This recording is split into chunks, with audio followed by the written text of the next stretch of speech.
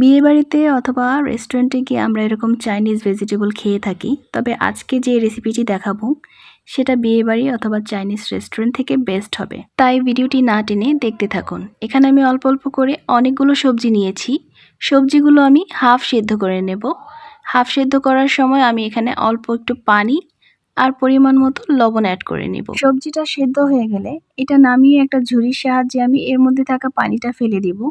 এভাবে করে এই সবজিটা বাসায় যারা রান্না করবেন, আমি শিওর বাসার সবাই খুব পছন্দ করবে এবং আপনার প্রশংসায় পঞ্চমুখ হবে। এবারে রান্নায় ফিরে আসা যাক।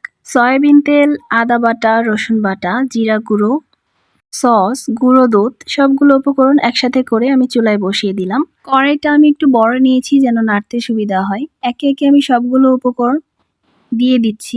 এখানে দিয়ে দিচ্ছি হাফ সিদ্ধ করে রাখা সবজিগুলো।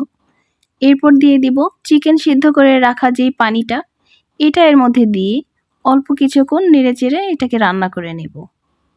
2 মিনিট পর এই যে সিদ্ধ করে কিউব করে কেটে রেখেছিলাম যে ডিমগুলো, এগুলো দিয়ে দিলাম।